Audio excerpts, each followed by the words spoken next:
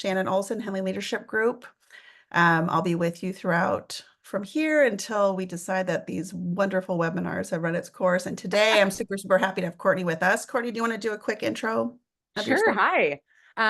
Courtney Caldwell, and also with the Henley Leadership Group. And I am let me think if I can think of my title. We care so deeply about them.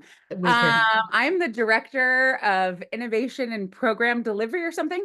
Yeah. And so I do help with design and facilitation and collaboration with our incredible team. Yes, awesome. So for all of you that have worked with us in regards to bringing some sort of team development, organizational development, Courtney's the magic behind a lot of the work that we bring. And she joined our team about a year-ish, year and a half. I don't know where we're at now. Shanon, 2 years. 2 years.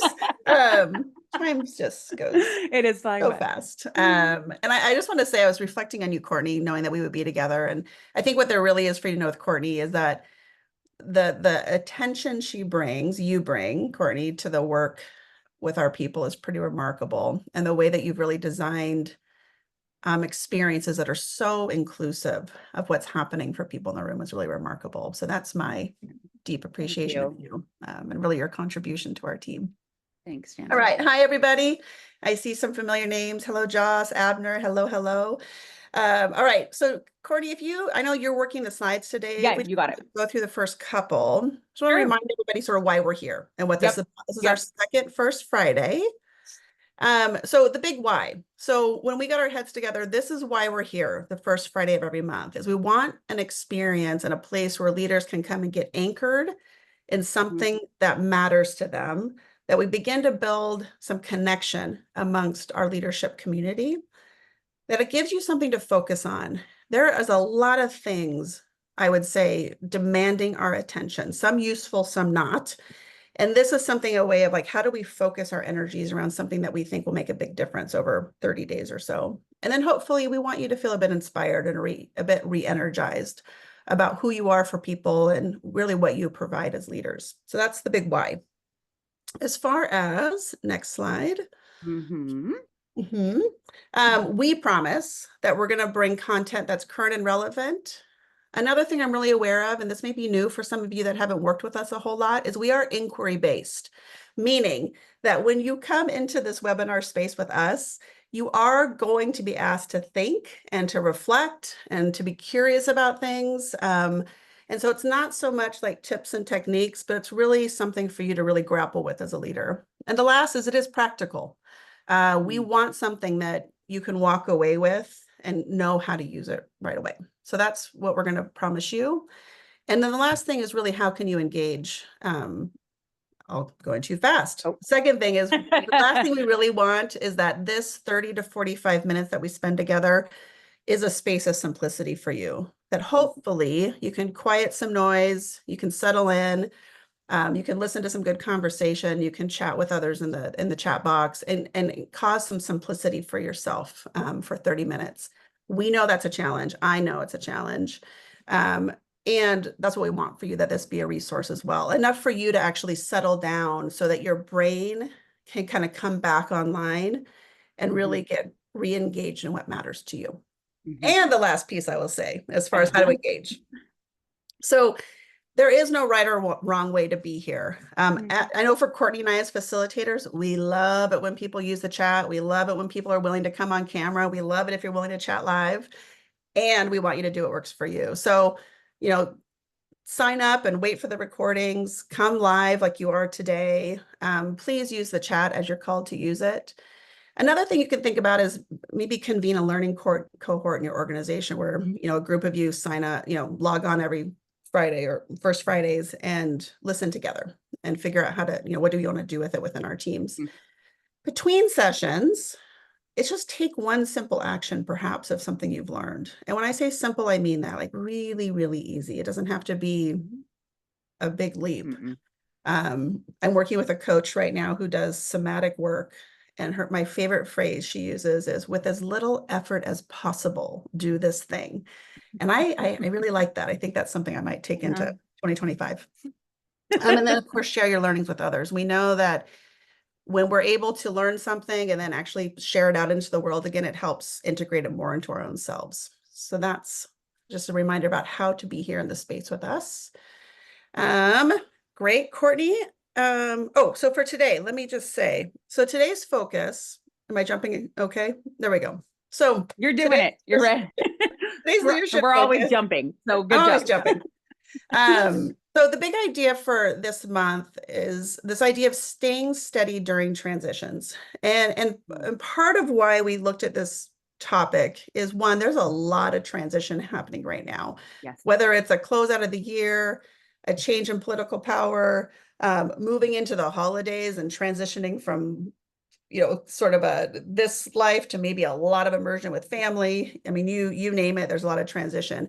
We also know that transition and change is now it's at a speed that we've never been in before. Mm-hmm. So part of what's happening is we as leaders have to figure out how do we steady ourselves, knowing that the next big wave is just coming and coming and coming. So today we're going to offer a little bit of work around a simple transition model, and then we're going to talk about 2 ways to relate to transition as you're moving through it. Mm-hmm. Great. Great. All right. Is this good? Okay, Yeah. so the first thing I want to just distinguish as we think about this idea of moving through change and transition is really pulling apart the 2 concepts. They're often collapsed, I think, in our conversations, and they're 2 very, very different experiences. So the first is a change. So what we know is that a change happens instantly. Mm-hmm. The change is like that. It's declared, it happens, the event has happened, the idea has been put in place, the declaration has been named, you name it, the change happens, and it's quick. The second part is the transition, and that's around the adopting of, the moving toward, the embracing the change. And that transition part is often what's trickier. And the transition, I would say, is also where organizations and teams struggle the most. Mm-hmm. And so today, that's more the space we're going to explore is how do we in that transition space when we're moving, when the change has happened, and now we're having to do the big work of embodying it. How do we work through that time together? Mm-hmm. Courtney, is there anything else you want to say just about those 2 distinctions before we? I'm just trying to think. Yeah, no, I think we'll go into the things. Yeah, I love that there's a distinction because I do think the collapsing of them is what gets tricky. Yeah. Yeah. Yeah. I mean, and there's sometimes a change can be declared, and sometimes a transition is a couple years long. Yeah. Change is declared. Yeah.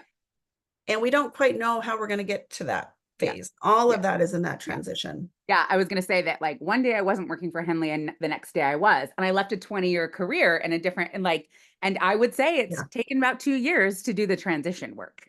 Yeah, that's a really perfect example. The change was fast. You're hired. The transition was slow, and I'm not great with slow. So that has been really hard. And I think actually, and we'll talk about this, but I think actually it's almost at the end of the transition part where I'm looking back now and being like, oh, all of that was transition. Yes, that's great. So sometimes it's hard to know while you're in it that it's still happening. So yeah, I'm going to be more present to those things, I think. That's fantastic. That's fantastic. So right there's something very important for you all to keep in mind.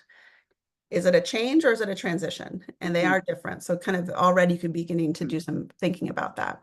Yeah. On that note, I'd like you all to take a moment, and if you're brave, drop it in the chat. If you're more of a private person, that's great. Write it down on a note. But what are a few words to describe a current change/transition that you're currently moving through for yourself? So you don't have to tell us the whole story, but just enough to get yourself anchored in something that your mind can latch onto as we move through the next 20 minutes together. Something you're currently moving through right now. I'll say, so, I mean, our team, as Courtney said, we went through a big transition the last couple of years. We hired a bunch of new people. We knew we had to change how we were working, and it was big. And like, it really has been about a 2-year transition of moving through that. Okay, great. So we have physician turnover. Yeah. So that's a good example. Turnover, you're in a constant state of transition. It's a great one. People are leaving and coming. The onboarding and the exiting is the change, and then there's all the mess in between. Too many, too fast. Fantastic. Mhm. From feeling young to realizing I'm older. Oh my gosh, John. So I got it full transparency when I was building this deck. All I was thinking of was like, I'm of a certain age, menopausal transition. It's a big one. The Yeah. change happened fast and now I'm moving through it. So I love that. Uh-huh. New leadership, absolutely. Spiritual journey, great. That's fantastic. So good example. So for those who didn't drop in chat, just keep it in your mind. What is something that you're immersed in right now that is an era of disruption for you? Totally. All right, beautiful. What I So would say, Courtney, these are really beautiful and deep, like experiences that people are putting in here, which makes me really happy. And I think that sometimes we're aware of those big ones. And I think there's like small changes that are can be equally disrupt, right? I was just thinking, I just was on a trip for a month. My life is very hard. But coming back, like I got off the plane and like, went to work and like that was a change. And the transition has been like, oh, okay, recentering myself and that was a small thing that also disrupted me for a week or so, yeah, right? yeah. So I just think there's like they're happening all the time, big and small.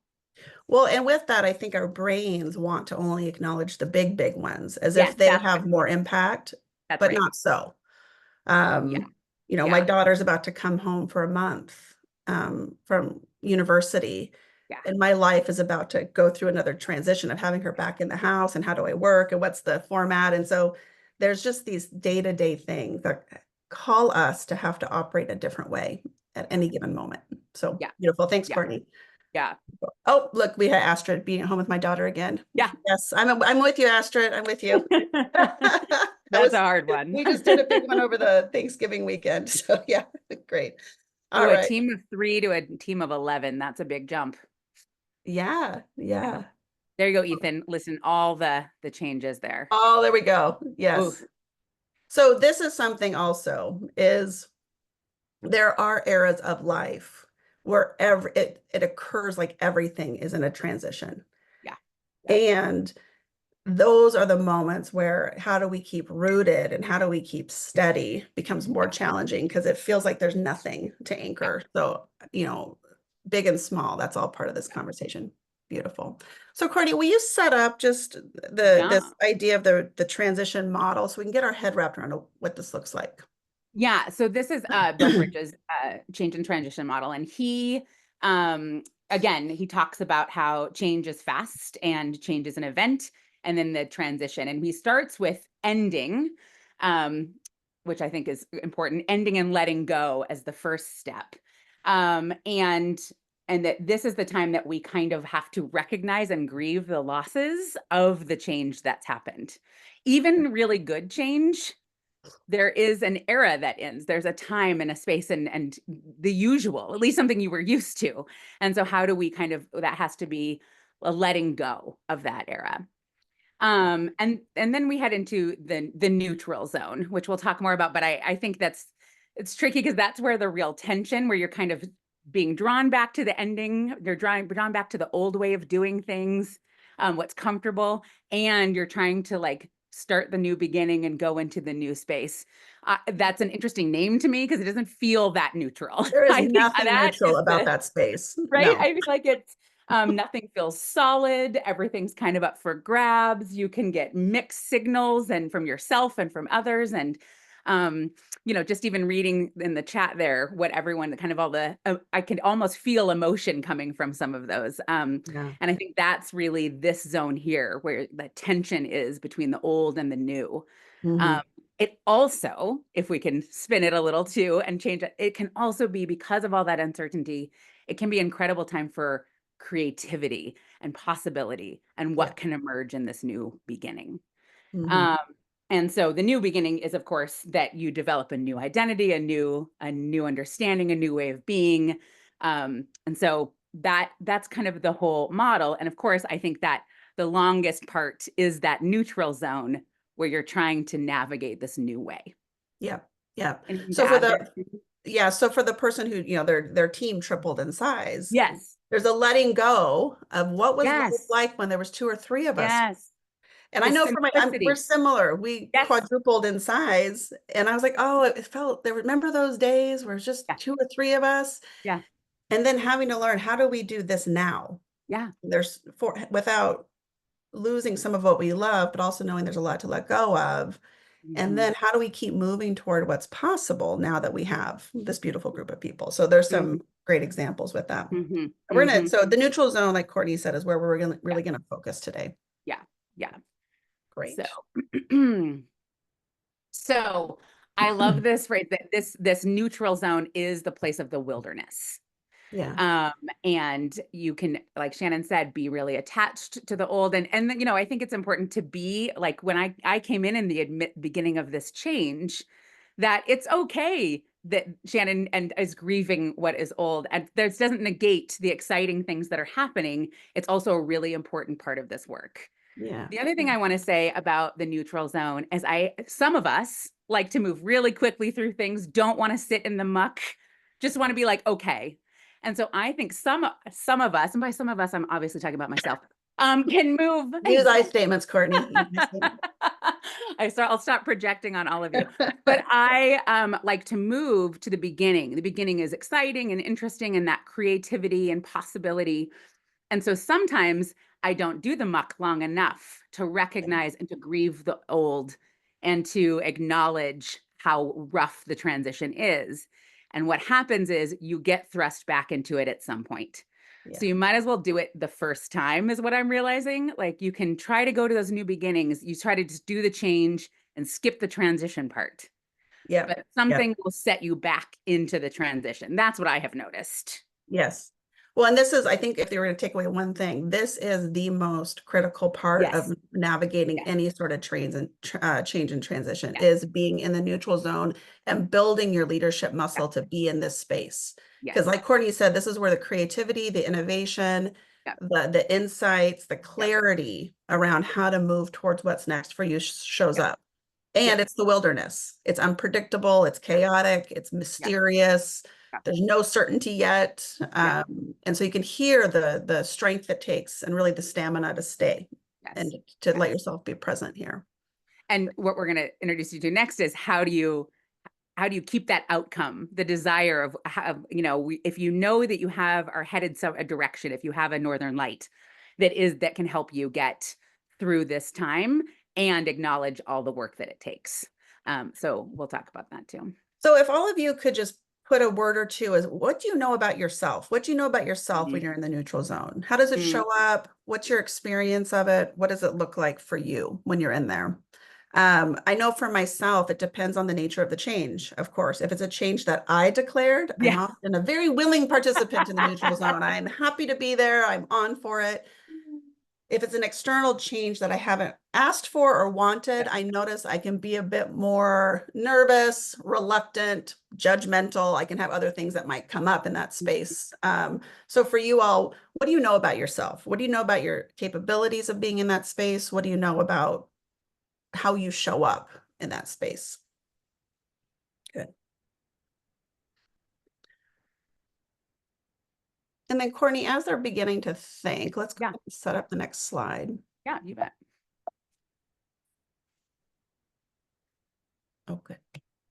Sorry, I should have forwarded it. No, you're good. But we can set up the next one as people are thinking. Great. Liminal. Yes. Sticky. Ooh, liminal space, sticky. See, and that, Mary, this jumps into my mind right there is yes, you need to be alone time. I need to process every single word out loud, thought out loud. So if we were on a team together, we would have to be really present to we're in our transitions and we need different things. Yeah.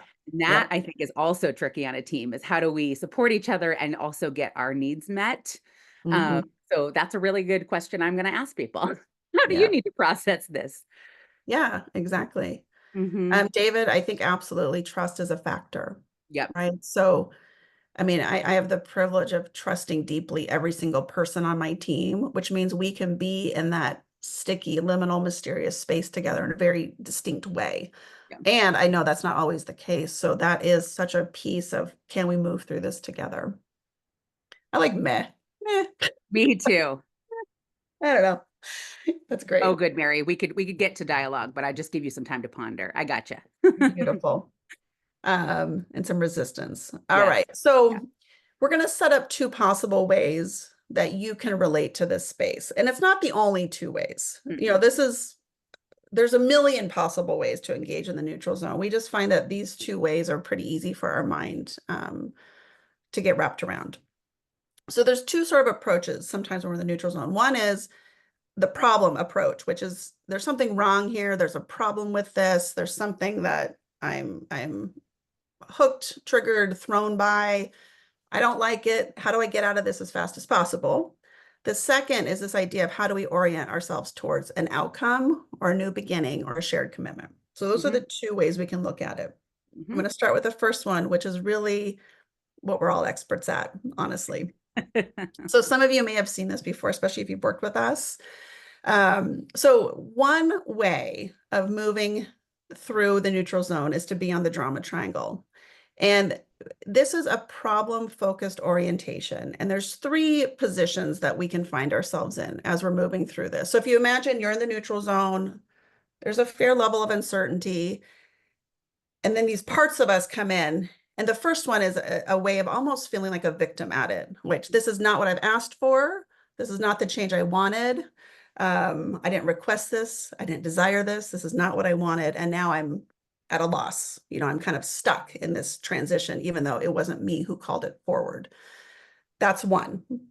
The second is that of a persecutor, which is who can I blame? Who can I point fingers at? Whose fault is this? Who got us here?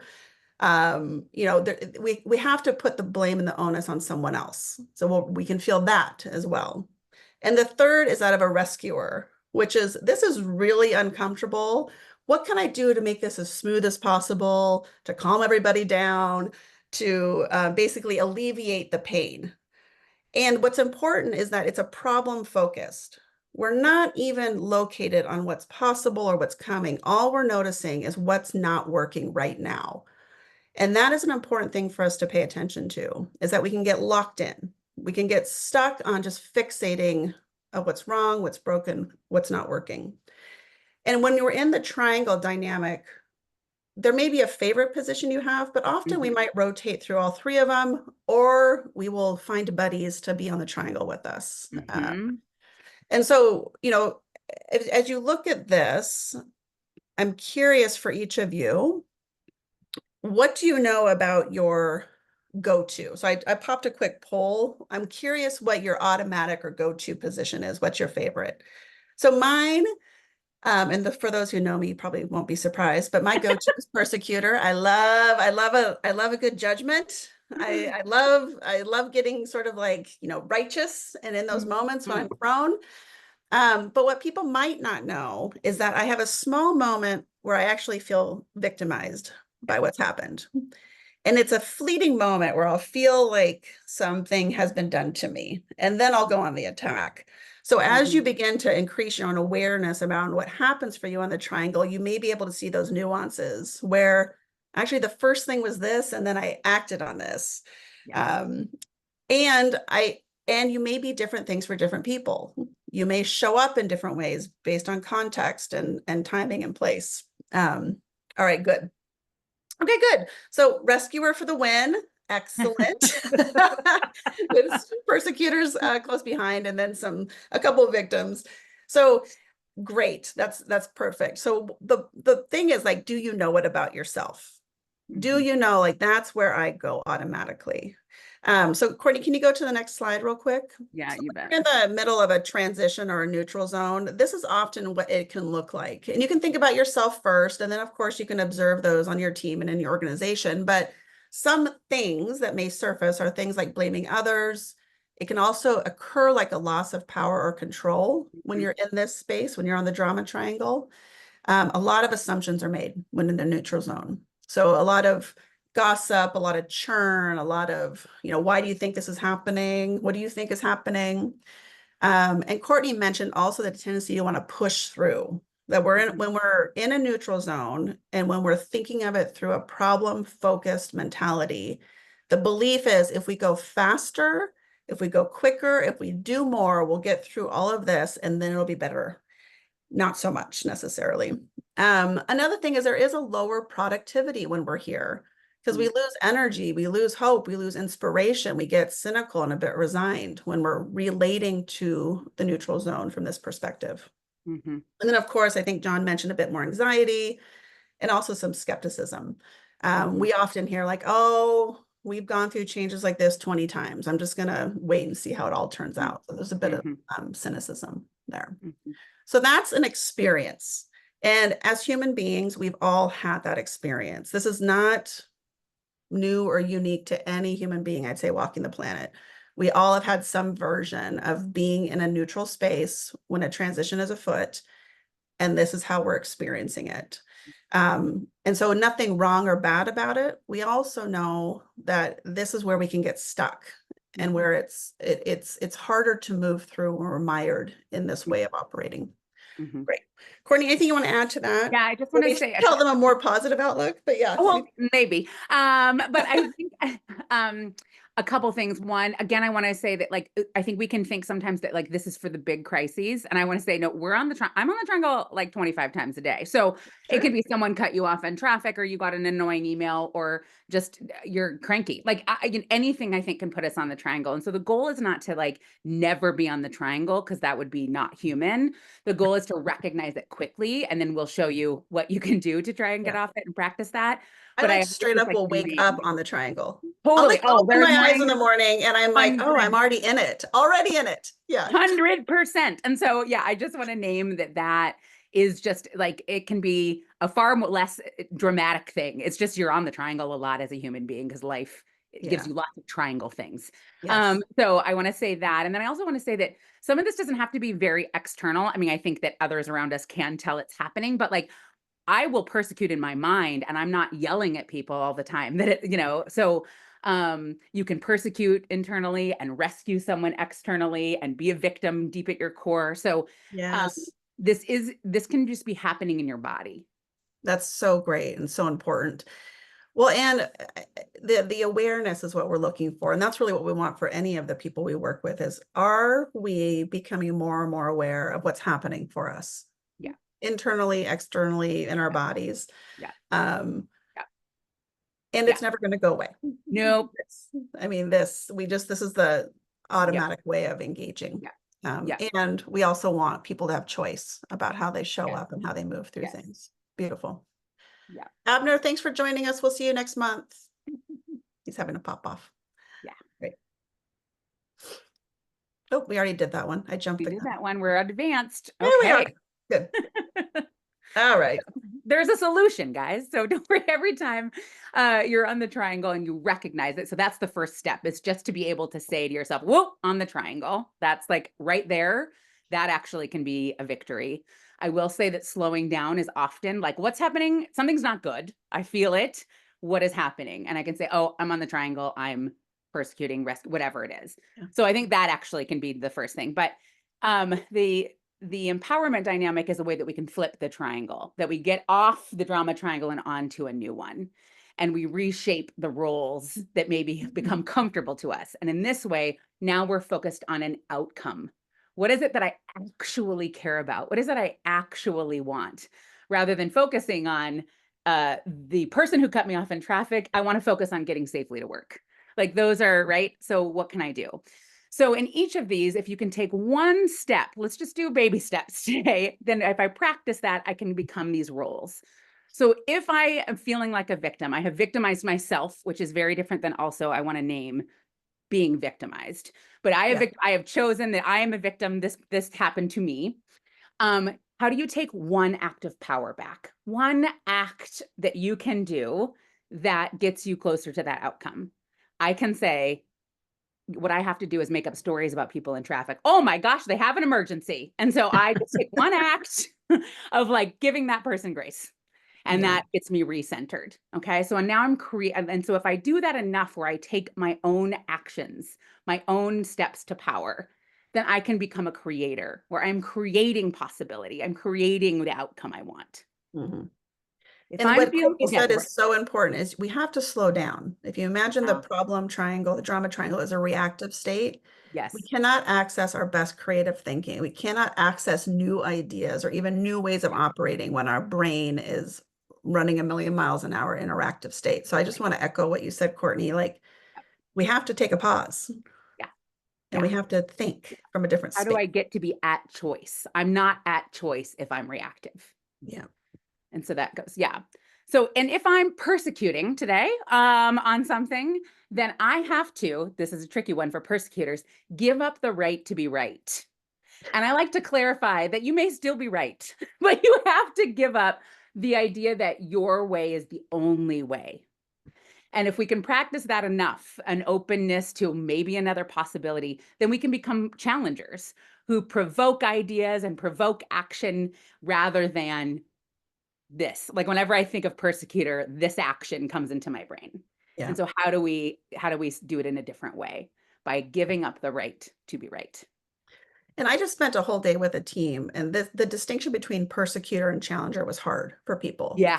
Yeah. Sometimes it can look the same, like we're pushing and we're confronting Yeah. and we're disrupting from those Right. positions. But the biggest distinction is that the persecutor is focused on a problem and really Yep. blaming somebody. Yep. A Yep. Yep. challenger isn't blaming anyone, No. and they're very oriented toward a big idea and an outcome Yeah. they're committed Yeah. to. And that's something you can look at. The energy might be the same, Yes. but the Yes. orientation is different. Right. Like the challenger could say things, or rather than the persecutor would be like, you didn't do this thing that we agreed or whatever. Now it's, guys, I just want to bring us back to this was our goal. And I don't know that we're meeting it. Yep. Same energy, but we're headed towards a direction. I'm calling us back to a direction. Right. And then the rescuer, which that seems to be our most popular on this call, is the one where you have to, how do you do something with somebody? So you say to the person, rather than I'll do it for you, I'll save you from yourself, you say, I trust and believe that you have the talents and knowledge and information to do this. How can I assist you in you doing it? Yeah. And when you can do that enough times, you can become a coach, which I think is the real work of leadership. And so It really is. Yeah. how do you practice? And so all of these things, when I give you the one thing, take one action, give up the right to be right, do it with somebody. How do we put those into practices so that then we can become creators, challengers, and coaches? Yes. I We love have to that. keep practicing those. And these are like the game time titles, but the practices is what really gets us there. And, Courtney mentioned that this is really the work of leaders, is this coaching energy. And more so we're seeing that it really, really matters that we have managers and leaders that know how to be that for their people. And it requires that a disrupting of some really outdated ways of relating to leadership, which is, we do it for people. We should know the answers. We should help. We should be the one that can get our hands around all of it. There's some verses. Perhaps my role is to ensure that others are supported and empowered and developed and have the resources and feel that they can do it on their own.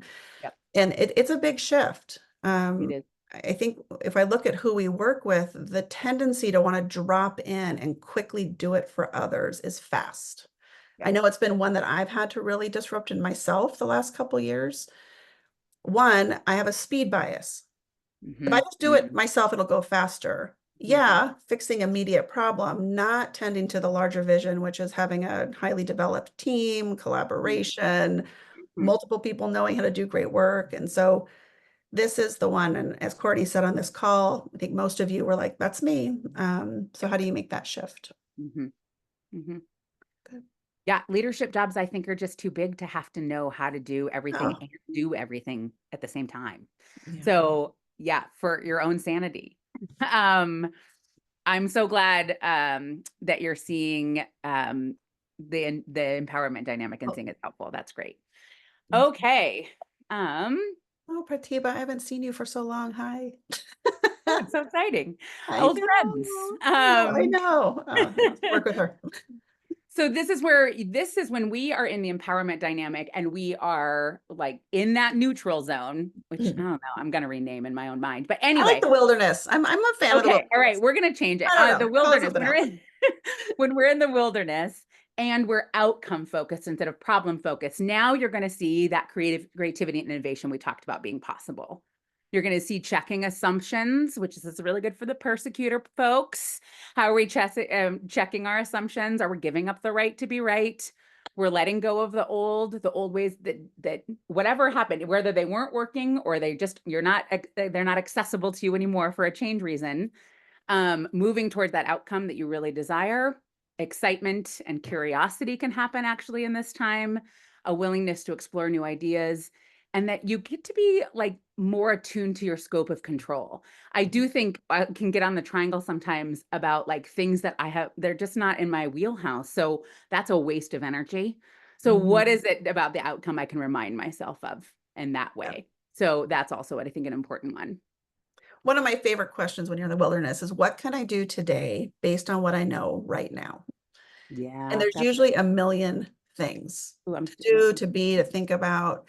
And that's a way of moving yourself back into that creator or that challenger or that coach energy, is what is it right now based on the outcome I'm committed to? What is one thing?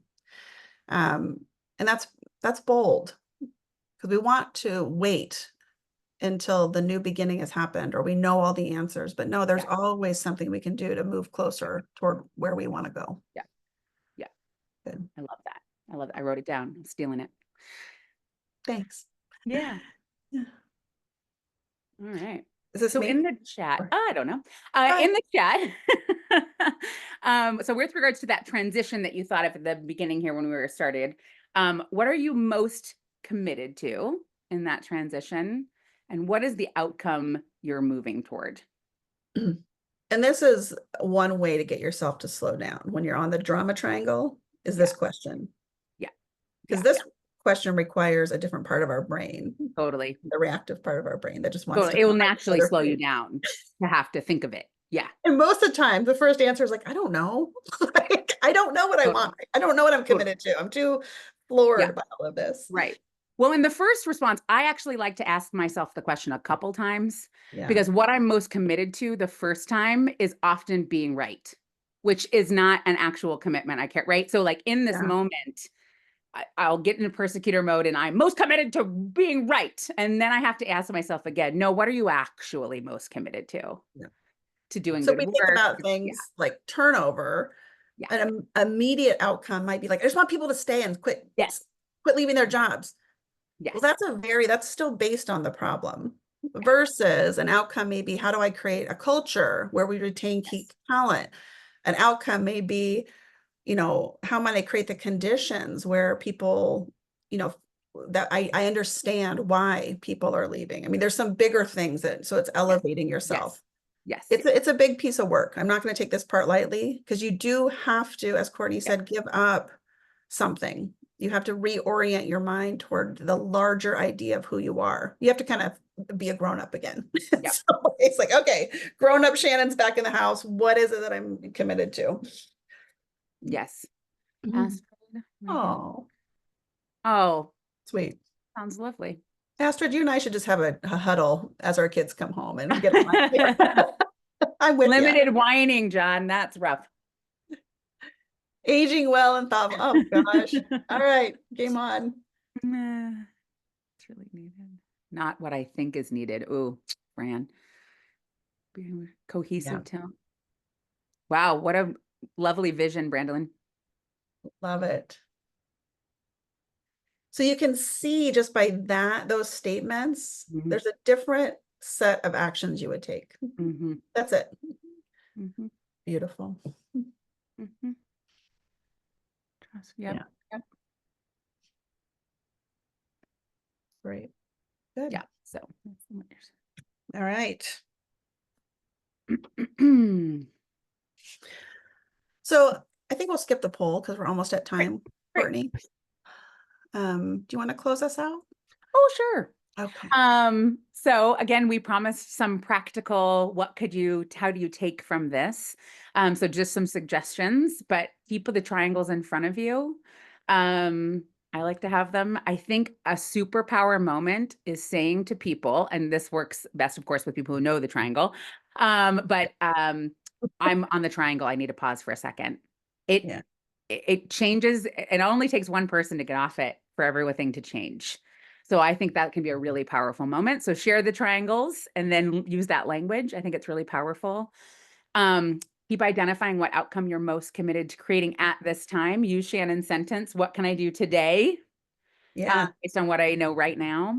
And a really simple thing you can do with that outcome, you can actually create probably like a T-bar. Like, Yeah. what are your complaints? Yeah. And right next to it, what are your commitments? Yeah. Like, and see what surfaces for you. Yeah. Yeah. Observe yourself in the wilderness. Where am I? I'm in the middle of it. How does it feeling? I think to name how things are feeling in our bodies and in our, why are my shoulders like this? There might be something to check in on. And then take small steps for the future, little baby steps. And if you want to do the triangle language to shift, how do you take one act of power? How do you give up the right to be right? How do you do it with somebody? Do one thing with somebody. And so I know Sam is going to send the recording of the webinar out.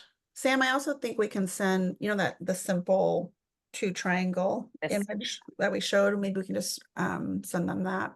we can send Some this people one, put it yeah. on their fridge at home, post it on top of their computer. It's just a good reminder about who you want to be. Yep. Our next webinar is going to be on January 10th. It's not the first Friday in January. It'll be the second Friday, just because we want people to have time to get back in. Don't have a topic yet. Part of how we're going to approach all these webinars is looking at what's needed and what's emerging, what we're hearing from people. So it'll be a surprise, but it'll be lovely. Courtney and I will be here, and maybe some other people from our team. Anything else you want to say, Courtney? Oh, let's see. Yes. Can I share those 3 things? Yes. Sam, maybe we can put it in the email as well, but is that the give up the right to be right? Those 3 things? yes. Yeah. Okay. Yeah. Yeah. I'll make a note. Oh, like Yes. in writing. Like in writing. Yeah. Like write it down. I love it. Yes. Okay. Good. Yes, I can share those things. All right, cool. Mhm. I wish all of you a really lovely year wrap up, whatever Yep. that means for you. Whether it's celebrating the solstice or moving through Yep. Hanukkah or Christmas or whatever it is, Kwanzaa, you name it. There's Yes. so much to celebrate and be connected to toward the year end. So I just hope you all get exactly what you need. Yeah, just a little plug for our monthly newsletter. Sam has a great year wrap up for different questions you could do. I just did them with a team this week and they loved it. You could do it with your own team. I think they're great questions. So check out the newsletter Sam sent out on Tuesday, perhaps Tuesday or Wednesday. So yeah, Sam's newsletters are rad. So take a peek. Instagram. That's right. It was on Instagram too. So check us out. And I loved that year end wrap up. So good. And we'll see you all on January 10th. And we're here if you need anything, give us a ring or an email or a text or whatever you do now. Give us a ring. Made me sound kind of old. I just realized, but that's okay. I'll take it. I'll take it. All right. We're aging with grace, Shannon. We totally are. No whining. No whining. Not whining about anything. All right. If you're willing to all just maybe do a 1-word checkout. Some of you already put thank yous in the chat. Great. But 1 or 2 words as you wrap up our time together and head out the door. Thanks, Ethan. Thanks, Mauro, Brandolyn, Hong. Pensive. Nice. I like that one. Geometry. Oh, that's fun, Astrid. This is your last thing for the weekend. Great. Before the weekend. Geometry. Great. Cool.